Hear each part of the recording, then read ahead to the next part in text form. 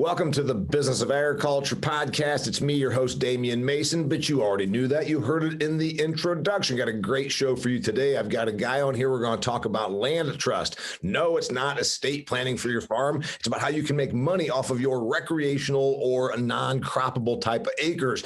Before we get to that, I want to remind you that the Business of Agriculture podcast is brought to you by our friends at Harvest Profit. Harvest Profit's a company founded by a guy named Nic DeCastro, who wanted to create a better option for you, the farming and agricultural enterprise owner. You need software that helps your business work as hard and be as profitable as you do, right? I mean, you want to get out there and you want to make this thing work. So check out harvestprofit.com. It's a software solution that'll help your ag enterprise thrive. Also, a reminder that the Business of Agriculture is available wherever you listen to your podcast, iTunes and Stitcher and SoundCloud and all those places, but it's also available as a video. That's right. Go to the Damian Mason channel on YouTube and you can subscribe and get these right to, notified every week when they come out. Okay. His name is Nic DeCastro and he is the founder of LandTrust. And you're going to hear about how a whole bunch of agricultural property, a whole bunch of land that is held by the minority of us one percenters out here in agriculture, is not making as much money as it could. So that's why we're going to talk to this guy. It's basically about harvesting your conservation asset. Nic, welcome to the Business of Agriculture. Hey, appreciate you having me on here, Damian. Really happy to speak with you and your listeners today. Oh, well, you know what? We think you got a good topic, and that's why a girl named Jill Harold, who's a Montana gal, I met her way back when she was with Syngenta, introduced me to you. She's in my Business of Agriculture Success group, and Jill said, this is a neat topic. You should check into it. So that's why I got the introduction, and I think that she's right. This was a really good topic and very pertinent. Tell me about LandTrust. Yeah, absolutely. Well, first, thanks, Jill. Jill's awesome. She's been super helpful with us and appreciate that introduction. So yes, LandTrust. LandTrust is an online marketplace that connects producer landowners with high quality sportsmen for hunting and fishing trips. You can think about us sort of like Airbnb for hunting and fishing on private lands, and producers are using LandTrust to safely and simply generate significant incremental income for their operations while maintaining 100% control of their land. Okay, so LandTrust is the place to go if you say, I'm a landowner, I've got these acres out here that are more conservation type acres. They're wooded, they're wetlands, they're prairie grass, they're range, they're whatever. And I think I can make a nickel off of somebody from Omaha that wants to come out and go hunting. Is that what I'm talking about? That's right. Yep. It's, it could be local folks. And I'm sure we'll get into this and how it kind of started, but it could be someone who lives down the street, or it could be someone from across the country. The real concept here is that these working lands have significant natural and wildlife resources that there is a lot of demand for, and we're just trying to help you connect with that demand. That's brilliant. Now, you're not an ag guy. You're not an ag guy. There you are. You moved to Montana. You moved to Montana from Colorado, from California as a kid, whatever. You're not an ag guy. Is this just something you were driving down the road one day and looked out and said, look at all those acres. I wonder if there's a way we could help somebody make money on that. How does this come about? A good question I get often. So you're right. I don't come from agriculture. I'm an aspiring farmer. So hopefully I can do well enough to farm at some point in time here, because it's kind of expensive to get involved in it later in life. So the idea to start LandTrust really came for a desire to scratch my own itch. I live in Bozeman, as you mentioned, up here in Montana. And although we have tons of public land, often I, like many other people, find themselves wanting to hunt or fish on private working lands because of the amazing wildlife and natural resources that they have. And, I found myself like, I would be happy to pay that landowner to come out and, hunt and fish for a few days or whatever that might be. But there wasn't really any easy, or I think more importantly, from a producer's perspective, non-disruptive way to connect with those landowners. Of course, door knocking has always been a way to do this, and kind of the way it's been done in the past. Like, you either marry into some land, you own it yourself, or you knock on people's doors. Right. But, after speaking with honestly thousands of landowners at this point building this business, door knocking, generally speaking, is not something that is really desirable from a landowner perspective, especially our landowners who are producers. They're very busy folks. And door knocking at the end of the day is interrupting their day. They weren't sitting around waiting for you to come and knock on their door. They were doing stuff. And also we've heard that it kind of makes them feel like the bad guy when they say no. You can't say yes to everybody. Right. Yeah. And also, as a farm guy, I can tell you, Nick, that this is something that we've dealt with our whole, you've got the trespassing issue that we always had. We'd be chasing people off morning, noon, and night in hunting season around our place. And then also, it's interesting. My poor old mother, she's had it when she was still alive. A local police officer pulled in and started and intimidated her. Wow. he's in his uniform and like expecting that since he was a police officer so she was kind of shook up about that. I had to make a few phone calls over that deal. And then there's also the issue that some of the door knockers come out and they're like, well, you got all this land, why don't you use it? Then they're never really wanted to make an offer. It's not like, well, would you pay me? For instance, I was talking to my mom, these guys, well, I could help you get rid of some of those deer. And like, well, you know what she really needs help with? She really needs help clean her gutters. She really needs help. So there's never a transaction. The non-sexy stuff, Yeah, right. If you want the hunting privileges, how about if you come out here and do some and volunteer some labor? But there's never that. It's usually not transactional. You've made it very transactional. You've said this is something that people will pay for. Absolutely. And then, there's the people that say, well, I just can't believe they wouldn't just let me go there. Well, you know what? This land doesn't pay for itself. I mean, that's kind of the deal, right? That's it. That's really it. And frankly, I think, again, speaking to thousands of landowners, making it transactional where it's just cash. Hey, here's my price and you pay me the price. It's clean. Both people get what they're after. It's an upfront thing. It's not kind of like, hey, I'll come back on Tuesday and help you fix fence, and they never show up. Yeah, right. It just makes it much cleaner that way. And honestly, so after thinking about it, I had been an Airbnb host for years as I was a traveling salesman. So I was able to pay my rent at my place, from renting it out on Airbnb. Saw the power of that. Mm-hmm. And I looked at this marketplace and said, why does this would naturally apply to this supply and demand and connecting them. Right. Okay. There's a lot of outdoor space out here. Of course, I wrote the book on it. My book, Food Fear, which is all about the business of food and agriculture in America, especially. And there's 900 million agricultural owned acres in the United States, as my research says. About 350 million of those are cropland, and then you've got the balance and range, pasture, et cetera. But then there's also a whole bunch of woodland. I own 60 acres of hardwood forest. So there's a lot of land out there. What's your research tell you, Nick? Are they making any money off of this? Yes. So, there has been an existing market. The way that landowners traditionally had made money off of these resources was, traditional hunting leases. Right. And, hey, a year, multi-year, here's the thing. I just had a call with a guy this morning in Kansas, has 1,800 acres, sells crop insurance, families, farmers. And he called me up and he said, I love this. Leases aren't interesting to me because I give up control. And this is the same thing I hear from my friends. He said, I try to call my friends. He's a hunter too. I try to call some of my best friends and, lease from them. And they say no, because they don't want to give up control. And these are some of my best friends.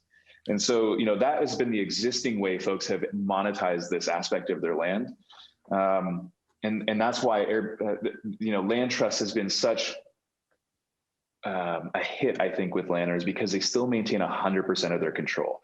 Right. It's not giving, we've heard many times that, hey, I leased out to this guy for hunting and now he's calling up my ranch hands, or he wants me to change my farming practices. Wants my ranch hands to go do work for him. Like, that's not the deal. Yeah. Right. And hey, if I want to have, my son or Uncle Rick come out and around Thanksgiving and, hunt for some deer or birds or turkeys or whatever, like, I want to let them do that. And technically you can't do that if you go through a kind of a traditional lease. Whereas this is, with LandTrust, 100% your control. And there is, many people have this asset that's really been unrecognized until now. Mm-hmm. You think about before Airbnb and VRBO came and made a market, not many people would have thought that strangers would pay them money to sleep in their spare bedroom or their bunkhouse. But once they created that market and they're like, wow, I have an asset here that I didn't realize I had. Yeah. A natural instinct is to improve that asset. If it was a bunkhouse, hey, maybe we put fast Wi-Fi in there, a big screen TV or a jacuzzi in the back, because we know we can make money off of that. Yeah. In LandTrust's world, you have producers who look at, turkeys and deer and stuff as, if anything, kind of a liability. And now you show them, hey, this is actually a really valuable asset that's decommoditized. And you can make money from it. And they start making money from these assets, say, hey, how do we improve that asset? And it's really habitat work. So it's maybe we're doing a little bit of cover crop here. Or we take some of this marginal ground and we plant a little food plot, or we do some more water stuff, or we leave some edges. And so really that profit incentive that we connect these landowners with kind of helps drive that. Yeah, I like that. Also, I like your point about leases and control. I've seen this. Obviously, I'm an ag guy. I'm a landowner, and I'm a hunter, and I'm an outdoors person. And I go fishing and hunting myself, but I tend to just go on my own property. Right. And I see that also. Like, well, wait a minute, you're going to pay me a little bit of money. And frankly, you always want to maximize your return on stuff, but then it's like, well, what, for $1,000, I also have to not be able to use this myself, or for $1,000, I got some guy now that thinks that he's going to tell me what to do. Property next to property that I own is leased, and this guy acts as though he owns. I mean, it's $500,000 worth of property, and he acts like for $500 of lease that he actually is the owner. It's like yeah. So and you're exactly right. And no one who is booking, through LandTrust, a platform like us, where they say, hey, I'm going to book these 5 days with my friends and stay in the bunkhouse, they're obviously not going to think that they own the land. They know that they're there for a short period of time, and they're grateful for the experience and opportunity. Yeah. Liability comes to mind. Sure. That's a big thing. I like my few hundred acres of land that I own. I'm not really keen on the idea of some jackass comes out and shoots his hunting buddy because they're drunk and are bad hunters, and all of a sudden then I get sued. Wait a minute. So tell me about the liability protections. Yeah, you touched on a couple things there that I think are really important. So having been working in this business, and again talking to thousands of landowners all over the country, we often heard, hey, we used to let people come out and do this, but then there's always that one person who ruined it. Yep. And when we listen to those experiences, it's my job as an entrepreneur to try and unpack, like, why did that go wrong? Mm-hmm. And honestly, when we boiled it down, it often came to anonymity. That person was anonymous to the landowner. They knocked on a door. They could seem like a nice person. They might talk the talk, and then they just didn't act correctly. Mm-hmm. And so we start this conversation about liability really with kind of trust and protection. So it's important for our landowners to understand that every sportsman that signs up and uses LandTrust, one, they click, our terms of service for using our platform is that they hold landowners harmless. So first and foremost, they have to do identity verification. So they have to take, pictures of their driver's license or passport. They have to take a selfie. We use a third-party company that actually Airbnb uses to verify, hey, you are who you say you are. Right. They pay with credit cards up front. So we always make the joke that when you have someone's credit card and ID, they act a lot more honest than if they just, stranger knocking on your door. Because really, they're in the model before, where someone's knocking on your door, there's no ramification. There's if something goes wrong, there's no recourse for the landowner. I don't know. He drove a black truck. There's nothing going to happen there. Yeah. So first we start with that stuff. Then we carry $1 million general liability policy for our landowners. We also we're right now adding in 21 participant insurance. So that covers the sportsmen who are going out on these properties. $10K participant insurance. So if they break their leg or something, they can leverage that insurance to pay for medical bills or whatnot. We will offer our landowners property protection policy. So I believe that's a $10K limit too. This stuff is being finalized as we speak. So if a gate gets broken or something like that, just come to us and we'll deal that directly with you, self-insured. Yeah, we all have the stories. Everybody that's listening to this right now is in the business of agriculture or has an interest in it, and they're like, "Hey, wait a minute! I remember this exact thing. Grandma used to let somebody come out, and hell, they cut her fence, or they left their trash." Right. And we all have those stories, and it's frankly, it becomes very insulting to the landowner. And I know that there's folks that are saying, "I'd like to be able to take my child out, but they want to You want money for this? I'm like, well, what if you want to go skiing? That's a great question. Skiing is not free. If you want to go, do a lot of things, golf, any of these things. There's a cost to utilization of someone else's property, is what you're talking about. And there's lots of public land and that the person go to. Before we get to your next, you were getting ready to say something. Sure. Hold that thought. I want to remind our listeners, because it's the midpoint of the show right now, that this episode of the Business of Agriculture, like so many before it, is brought to you by my good friends at Harvest Profit. Harvest Profit is a software solution that'll help your agricultural enterprise be what it's supposed to be: profitable. You can go to harvestprofit.com and use a free trial for 14 days. Won't cost you nothing. And while you're there, you can check out awesome articles written by Harvest Profit's founder, Nick Horeb. He's got some really interesting information, short reads that will help you think about your business differently. Okay. Nick, you were getting ready to say something when I had that point. Yeah, you absolutely. So one, Harvest Profit seems like I reached out to Nick on the side. Seems like a really awesome. We're both Nicks, and we're both talking about how to add profitability to your agricultural operation. That's right. But you mentioned things like, they left trash, or that kind of thing. The other piece to a marketplace like ours is landowners get to rate sportsmen after the interaction. So after, like the Uber thing, where the Uber decides whether you're worthy of getting in a stranger's car again. Precisely. So again, all this transparency and accountability leads to a different type of sportsman. If I'm willing to go through these processes of uploading IDs and paying with credit card and being rated afterwards, we had a couple hundred trips happen this last year, and 95% 5-star ratings from landowners to sportsmen who came on their properties. So, that's 95% rating. Our landowners rated 95% of the trips at 5 stars. Okay. From hosting sportsmen. Okay. So, there really is a much more accountable sportsman that uses LandTrust. We've had plenty of sportsmen who call our customer success like, hey, I don't want to do this ID thing. I want to pay with cash. And we're just, hey, that's not really what we're doing here.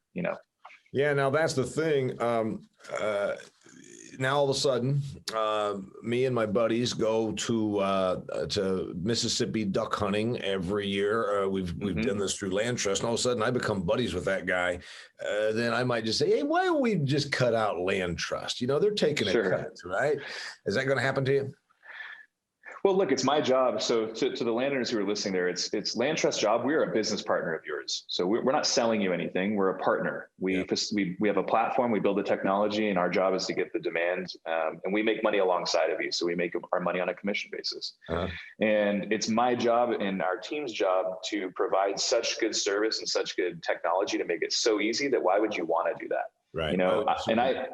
Exactly. So we're giving you insurance, payments up front, that direct deposit to your account, calendar blocking and availability all managed out of it.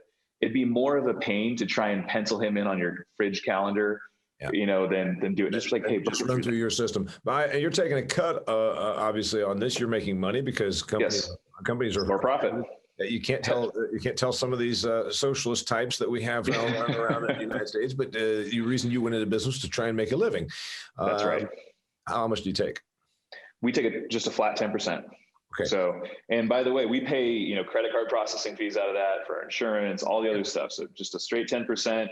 And our landowners have found that that's a very fair percentage. So Nick, how many acres? I mean, you're only a couple-year-old company, so this is decent. It's at the very beginning. How many acres you got signed up so far? Yes, we have over 300,000 acres signed up in really the first year and a half of operations so far. So we've grown to 37 states, and we've got some pretty big plans. As you mentioned, I had a question here, but you beat me to it. Like, how many farmland acres do you think there are in the U.S.? And as you mentioned, it's almost 900 million. Yeah. So there's a huge market here. Right. Doesn't count, like I said, a lot of the woodland, et cetera, et cetera. Like I said, right. I own 280 or so acres, pushing 300, I guess, and about 60 of it's wooded. And of course, we use it ourselves, so we're not going to probably be one of your customers. Of course. If I were in a different situation, I would. What do you see? Let's talk about the business of agriculture. You're out here. Sure. I mean, you started by you came up with this concept, and then how did you get your first acres signed up? Oh, smiling and dialing. I mean, you know how it is. You gotta hustle. I mean, literally knocking on doors, doing all that stuff. And I've met with a lot of our first landowners, regardless of where they were, driving to them. So that's how we got it going. When you talk about the business of agriculture and kind of zooming out here, we see ourselves participating in what we call the conservation economy. And it's doing things that are conservation or stewardship oriented, but not just for the sake of them, for doing good, but also for profiting while you're doing it. And really, frankly, we see a large opportunity for a for-profit company like ourselves to come and add that profit incentive into conservation stewardship practices and connect landowners with these conservation dollars. Because it's my belief, again, I'm a non-producer and I don't pretend to be an expert, but from having all these conversations with producers over the last couple of years, it's my belief that the future of working lands is going to depend on a portfolio of income streams, from obviously agricultural production to recreation and conservation related income streams. We as LandTrust want to be your business partner for those conservation recreation income streams. Yeah, I agree with you. And our listeners, viewers are probably noticing I've been bringing a bit more of this on here. I try to have a big picture of business of agriculture. That's why I always say, Sure. I'm not going to just be in here talking about corn prices. And Right. If you want a chart on how to sell soybeans in the futures market, go to the CME. Sure. You can do all that. I have also had on, because I like to be big picture here, ag starts with the land. The person that's listening to this might sell John Deere machinery, or might be in the seed business or crop insurance or anywhere in between. But ag starts with the land. And it's a resource that generally does go up in value, but also is a big nut. It's a lot to buy. It's a huge capital expenditure. And so I've had on the carbon guy, here. I listened to that podcast. It was awesome. Because it's something that right now, whether you are into the whole, I think it's a little overdone, this whole climate legislation, but if it's the marketplace that we are given, then we should make money on it. So I see a future where ag landowners are going to make money off of timber, off of hunting, off of the conservation economy, as you say, off of carbon. We got solar properties that are now going. But is it just hunting? Like for your thing, hey, I don't want my birdies shot. I love my pheasants. I don't want someone coming out here and killing those poor things. Is that all LandTrust does, or could you do something else? Sure. That's a good question. There's a few things in there. Today, we primarily focus on hunting and fishing. That's where we are today. So if you didn't want hunting, but you have fishing resources, awesome. You could just list that. Wait a minute. Fishing, if I catch a fish and I fillet it, do I kill it just kind of like I killed the pheasant? Because it seems like it's the same net result, right? Hey, I'm pro hunting and fishing, so that's a hard one for me to answer. Yeah. It's all the same to me. But some people just have their preferences. And again, control. LandTrust gives you 100% control of how you want your resource to be leveraged.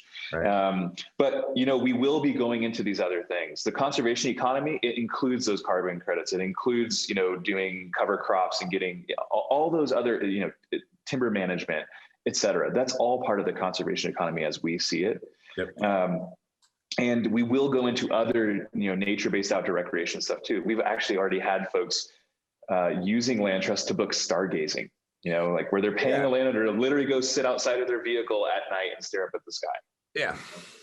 So there's plenty of opportunity to go into these other things. And, we see a world in the future with LandTrust. We're just starting, and this is where we're starting, but where we're going is starting to connect landowners with all those other types of conservation related dollars in that what we call conservation economy. So imagine you start making money by letting folks come out and hunt turkeys on your place. Like, wow, you had $5,000 last year from a handful of guys coming out to hunt turkeys. Right. Didn't think that was ever a thing. Yep. Well, how do I make that asset better? Well, maybe I plant some cover crop or something like that. Mm-hmm. Oh, well, cover crops also sequester carbon. You start doing that kind of stuff. You can start stacking these, these income streams on top of each other. Right. And that's really the idea of the vision.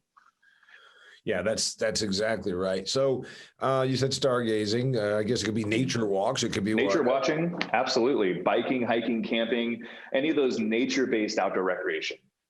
So folks are, again, these landowners are stewarding an asset that is so valuable to the public, and they are willing to pay your prices for it to come out and just enjoy the fruits of your labor. Yeah, we know about it on hunting because we've seen the hunting leases, as you mentioned, for Yep. at least the last couple of decades.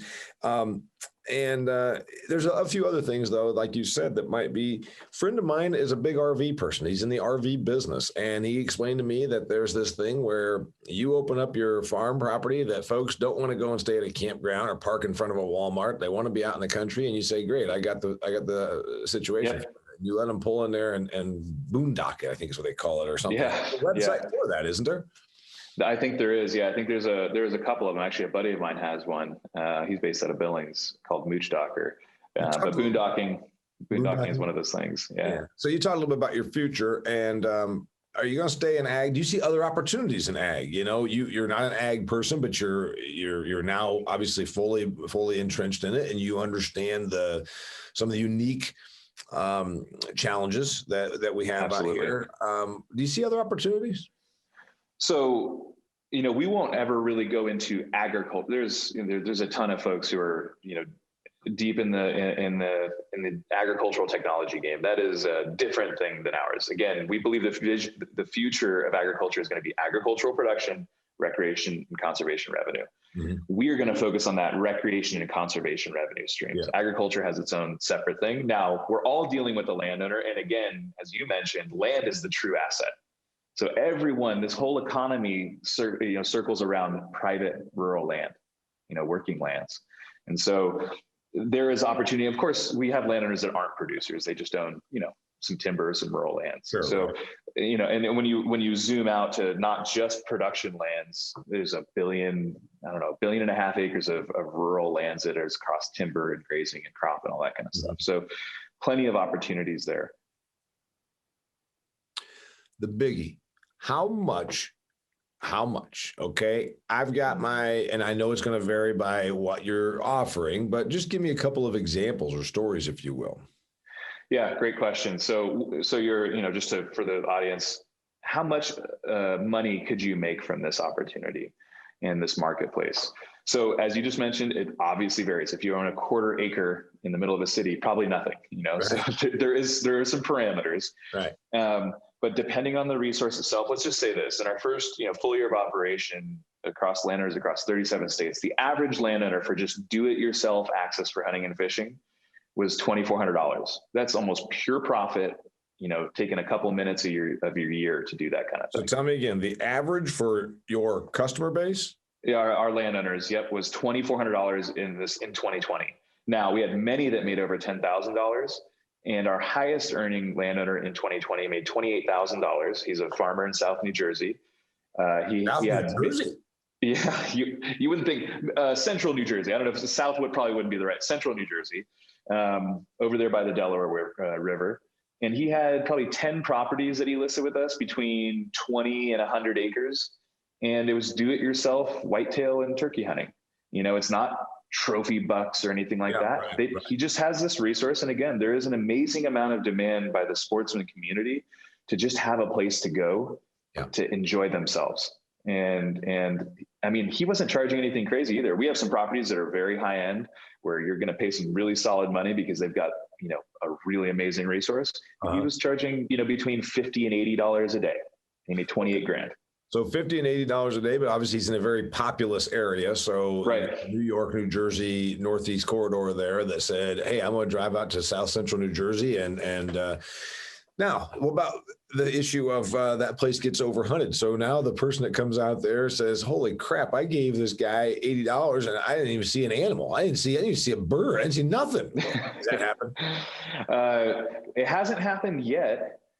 It's a good question. So we will need to make sure that we're helping, especially, so you're a hunter and you understand generally how to manage land. So if you were to ever sign up with LandTrust, you'd say, hey, look, I'm going to sell one deer hunt in the rifle season, and that's good for us, so you're managing your harvest. But we're going to have many producers who don't hunt, and that's not really their thing. Yeah. So it's our job to help, again, as their business partner, say, hey, you've got this resource. We want it to be sustainable so that it continues to get better and is there for you. So we don't suggest you, hunt every single day of the hunting season. Maybe you sell 3 hunts a year, And, that's a good enough thing for you to make the amount of money that is important and impactful for you. I see. So, and we'll work with, we're setting up partnerships right now with some of the big species-based organizations, Your Ducks Unlimited and, National Deer Association.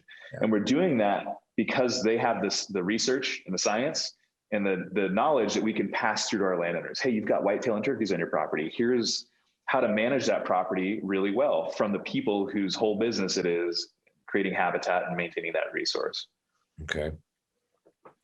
So I like what you're talking about here. Now, Wall Street Journal had an article here a couple of months ago that during hunting season, that hunting and fishing had an uptick in popularity because it was outdoors and a lot of people didn't, the whole pandemic shutdown, lockdown, they said, you know what I want to do? I want to do something where I can be closer to nature and all that. So it had an uptick, but until that point, the outdoor sports had been declining pretty rapidly. A bunch of the young people, frankly, you're 33 years old. Everybody your age and younger would rather sit and play video games than go out and put on briar pants and walk and flush pheasants. What do you see happening? Because that's obviously it's your thing right now. What do you see happening? So, I've had this conversation with friends who also run companies in this industry. And, we've had the numbers that have often been quoted are from survey data. Mm-hmm. So the U.S. Fish and Wildlife Service does surveys. I think it's every four or 5 years. And it's an extrapolation. They interview, they survey 1,000 people and extrapolate data. When you look at license sale data, where, they'll give you this from every state, license sales have been incredibly stable since 2000. They're always between that 15.5, 16 million licenses sold. Okay. So the narrative that hunting was on this massive decline, I think, is maybe a little skewed. Certainly per capita since 1950, of course, per capita hunting has gone down. It used to be like 1 in 4 adults. So, I think the pandemic really woke people up to, hey, we should get back a little bit to outdoors, not only from I'm tired of being stuck inside, and hunting and fishing were the original social distancing, right. But also, beef production, meat packing plants went down, and people saw their beef prices go up like crazy. So that's why I'm going to put a deer in the freezer and feed my family. Yeah. It sounds kind of it sounds like a stretch, but honestly, people started to pay attention to it. And I think there's a whole conversation about kind of the decentralization of production and agriculture, which is a really interesting one to have, and keeping our food sources a little closer to us. We have tons of amazing beef up here, and we should be able to process and eat the beef that grows right next to us. Yeah. So I think there was a bit of the kind of like, whoa, food stuff is breaking down a little bit. I went to the store and there wasn't much meat on the counters. Right. And then of course, getting it back outside close to nature, they can't do anything else. So I think those things really, and we'll retain them.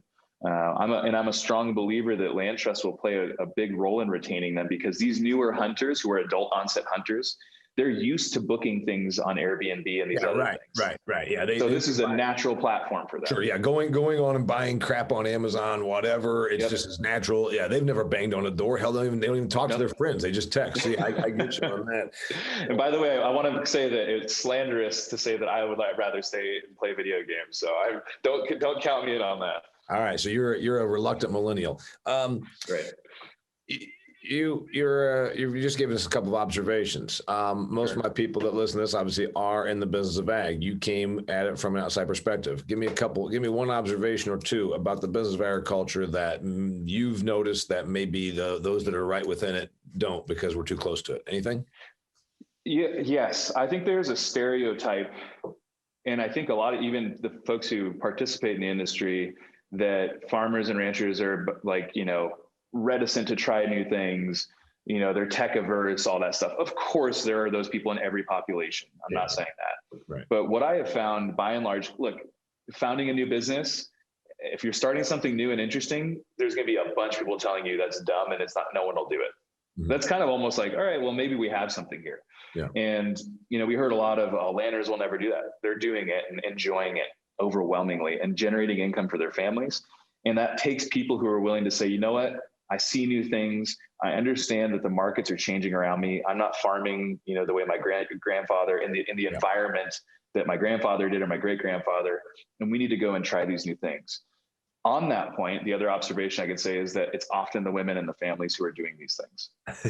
You could get the men's attention and they might say it's interesting, but if you want to get it done, it's the wife, the daughter, the granddaughter who's like pulling the trigger and actually doing it.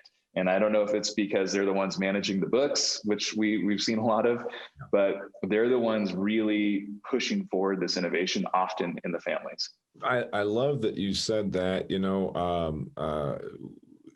it's accurate. And I've got a couple of things on that as well. I've got people out here in Paradise Valley, Arizona, down across the road here from me. And there's people who think that they're, big money people. And I'm like, Sure. I know ag folks that have millions of dollars of capital at risk every day, millions of dollars of net worth. And, they drive F-250s and wear Carhartts, so there's a business side of it that a lot of folks don't fully understand. And most of these people, when you said $2,400, I was going to tell you, if someone said, hey, we'll give you $200 for this, I'm like, I don't even want to be hassled for $200, Right. Not because I'm so above that, just because there's a certain hassle factor, right? Yep. And also the point is, and I think that's increasingly a good thing about ag, these folks that then it tends to be man-wife. Yep. And it does a lot of times tend to be the girl, daughter, wife, mother, Yep. whatever you're talking about, that is more looking at the money. And so, it's they're open-minded, as you said. There's not this whole thing that agriculture people are closed-minded. They are taking you up on your offer, but the person that pulls the trigger on it is the money person. That tends to be the the women in the family, whoever it might be. Like I said, wife, daughter, granddaughter, they're the ones really focused on the financial aspects of these things, which is fantastic. Absolutely. I point out all the time, agriculture is a lifestyle, but you only have the lifestyle if you have the business. And that's one of the whole things that I point out. Anything we didn't discuss that we should, Nick? I would just say, it's important kind of to leave the folks with, especially producers, this audience, you have a largely unrecognized asset in your wildlife and natural resources. And we here at LandTrust are offering an opportunity to safely and simply and securely generate income from those assets by hosting sportsmen on their land. And, by doing it, they're not only generating income for themselves and their families, but they're opening up additional access to sportsmen for one of our greatest pastimes. And something that's generally pretty good. Obviously I'm an outdoors person. You are as well. So I like that. So they can check you out at landtrust.com, right? Yes, sir. LandTrust, one word, landtrust.com. One word. That's right. So a reminder that this episode of The Business of Agriculture is brought to you by my buddy Nick Horrob's company, Harvest Profit. You can go to harvestprofit.com and check out a software solution that will work for your agricultural enterprise to make it what it is supposed to be, a more profitable business. Nic DeCastro, founder of LandTrust, talking big picture about the conservation economy. I very much appreciate being on here. I really appreciate you having me on, Damian. This is great. Bet. Till next time, it's The Business of Agriculture.